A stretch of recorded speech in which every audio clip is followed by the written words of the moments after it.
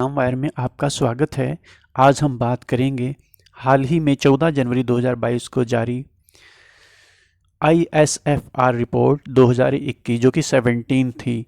तो इसी क्रम में हमने भारत की रिपोर्ट पे चर्चा की है। यदि आपने उस वीडियो को ना देखा हो तो कृपया उस वीडियो को अवश्य देख लें। तो चलिए बात करते हैं उत्तर प्रदेश वन रिपोर्ट 2021 की। तो आगे बढ़ने से पहले वन की परिभाषा जान लीजिए। वनों को घनत्व के आधार पर 3 वर्गों में बांटा गया है। ये जानना बहुत ज़रूरी है आपके लिए। अति सघन वन, मध्यम सघन वन और खुले वन। ठीक है, तो डेफिनेशन इनकी देख लीजिए, परिभाषा। अति सघन वन उन्हें कहते हैं जहाँ पर वृक्षों का घनत्व 70% से अधिक होता है, जबकि मध्यम सघन वनों में 40 से 70% और खुले वनों में घनत्व 10 से 40% होता है। ठीक है, तो चलिए अब देखते हैं हम वनावरण, forest cover of Uttar Pradesh. ठीक है, तो अति सघन वन इस बार हैं 2626.61 वर्ग किलोमीटर। परसेंटेज में बात करें तो 1.09% है। ठीक है, मध्यम सघन वनों की बात करें तो 4029.37 वर्ग किलोमीटर, परसेंटेज में 1.67। और खुले वनों की बात करें तो 8161.91 वर्ग किलोमीटर, ये है परसेंटेज में 3.39। ठीक है, ये आपको याद रखना है।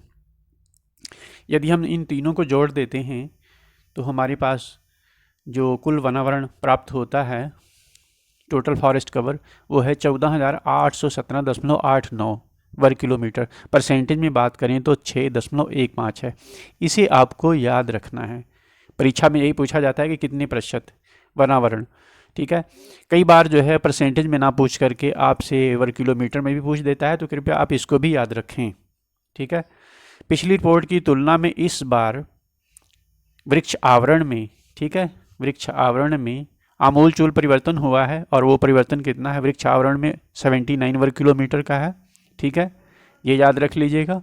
और बात करें वनावरण की, तो वनावरण में जो वृद्धि दर्ज की गई है वो 12.24 वर्ग किलोमीटर है। ठीक है, 12.24 इतनी वृद्धि दर्ज की गई है। ठीक है, अब बात करते हैं ट्री कवर की पिछली रिपोर्ट के आधार पर। तो 16th रिपोर्ट 2019 में ट्री कवर था हमारे पास 7,342 और इस बार कितना है? 7,421 वर्ग किलोमीटर है।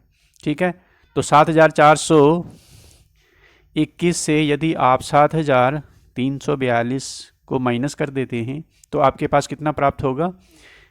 9 और इधर आ जाएगा 7, तो 79।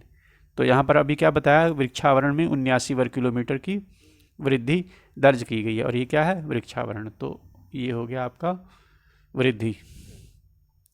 अब बात करते हैं आपके लिए अति महत्वपूर्ण, जहाँ से प्रश्न प्रायः पूछा जाता है और पूछा गया भी है कई बार, चाहे वो आरओ का एग्ज़ाम हो या फिर यूपी पीएसएस का एग्ज़ाम हो या फिर अन्य एक दिवसीय परीक्षाएं हो यूपी SSC द्वारा। तो सर्वाधिक वन क्षेत्रफल वाले ज़िले, इनकी बात करें तो नंबर 1 पर है सोनभद्र, नंबर 2 पर लखीमपुर खीरी है, नंबर 3 पर मिर्ज़ापुर, नंबर 4 पर पीलीभीत और 5वें नंबर पर चित्रकूट है। ये 5 ऐसे ज़िले हैं जहाँ पर सर्वाधिक वन क्षेत्रफल है। ये सर्वाधिक वन क्षेत्रफल वाले ज़िले हैं। ठीक है, तो अब हम इसी क्रम में न्यूनतम क्षेत्रफल वाले ज़िले भी देख लेते हैं। तो वो है भदोही, मऊ, मैनपुरी, संत कबीर नगर और देवरिया। ठीक है, ये लिस्ट आप याद रखिएगा, आप स्क्रीनशॉट भी ले सकते हैं। आगे देखते हैं अगली लिस्ट, सर्वाधिक वनावरण प्रतिशतता वाले ज़िले। ठीक है, सर्वाधिक वनावरण प्रतिशतता वाले ज़िले और न्यूनतम वनावरण प्रतिशतता वाले ज़िले। तो सर्वाधिक वनावरण परसेंटेज नंबर 1 पर है सोनभद्र में। इसका परसेंटेज याद रख लीजिएगा फर्स्ट वाले का, क्योंकि ये सर्वाधिक है। इसके बाद बाकी परसेंटेज आपको याद रखने की आवश्यकता नहीं है, बस केवल आप सर्वाधिक वनावरण वाले ज़िले ही याद रखें। नंबर 2 पर चंदौली, नंबर 3 पर चित्रकूट है और उसके बाद पीलीभीत है। ठीक है, न्यूनतम वनावरण की बात करें तो इधर भदोही, मैनपुरी, देवरिया और बदायूं है। ठीक है, 5वां नीचे है श्रावस्ती और न्यूनतम में मऊ। ठीक है, आगे बढ़ते हैं अगली लिस्ट में। अब हम देखते हैं सर्वाधिक वनावरण वृद्धि वाले ज़िले। ठीक है, ऐसे कौन कौन से ज़िले हैं जिन्होंने सर्वाधिक वनावरण वृद्धि दर्ज की है इस बार पिछली रिपोर्ट की तुलना में? ठीक है, तो इसमें है नंबर 1 पर सहारनपुर। कितनी वृद्धि दर्ज की है ये आपको याद रखने की आवश्यकता नहीं है। यदि आप जानना चाहें तो ये है 49.92 वर्ग किलोमीटर की। फ़िलहाल ये आंकड़े आपको याद नहीं रखना है सबके, बस आप ये याद रखिए कि कौन कौन से ज़िले हैं जिन्होंने वृद्धि दर्ज की है। टॉप 5 बस याद रख लीजिए। चित्रकूट दूसरे नंबर पर प्रयागराज है, उसके बाद बाराबंकी और उसके बाद 5वें नंबर पर है बलरामपुर। ठीक है, अब इसी तरह से आगे हम देखते हैं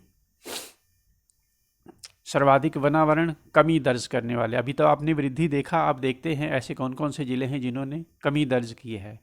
तो 3 ही ज़िले हैं टॉप में जिन्होंने कमी दर्ज की है, रिकॉर्ड कमी दर्ज की है इन्होंने। सोनभद्र नंबर 1 पर है, नंबर 2 पर मिर्ज़ापुर है और उसके बाद चंदौली है। ठीक है, तो सोनभद्र ने कमी जो दर्ज की है वो -103.54 की है, ठीक है, वर्ग किलोमीटर में। और मिर्ज़ापुर ने 57.62 है, ठीक है। और चंदौली ने जो कमी दर्ज की है वो 11.78 की है, ठीक है, वर्ग किलोमीटर। तो ये थी रिपोर्ट उत्तर प्रदेश की। ऑलमोस्ट यहीं से प्रश्न आता है। इसके अलावा आपको एक और हम दिखाते हैं, एक टेबल है जिसमें फायर प्रोन की घटनाओं की बात की गई है। तो कुल कितना फॉरेस्ट कवर है उत्तर प्रदेश में जहाँ पर फायर प्रोन, जो एक्सट्रीमली फायर प्रोन है, जो सर्वाधिक वनाग्नि वाला क्षेत्र है, ठीक है, वन की आग को दावानल कहते हैं, जो सर्वाधिक दावानल वाला या फिर वनाग्नि वाला क्षेत्र है, एक्सट्रीमली फायर प्रोन। तो शुरू के आप 2 ही याद रख लीजिए, पहला और दूसरा, बाकी आपको आवश्यकता नहीं है याद रखने की। तो एक्सट्रीमली फायर प्रोन की बात करें तो ये क्षेत्र है हमारे पास 209.3 वर्ग किलोमीटर। परसेंटेज में बात करें तो 1.41% है, ठीक है। इसी तरह से वेरी हाईली फायर प्रोन, ठीक है, अति संभावित अग्नि फायर प्रोन वाला क्षेत्र, अति संभावित वनाग्नि वाला क्षेत्र, तो ये कितना है 1043.54 वर्ग किलोमीटर। परसेंटेज में बात करें तो 7.04% है, ठीक है। बस आप यही शुरू के 2 याद रखने।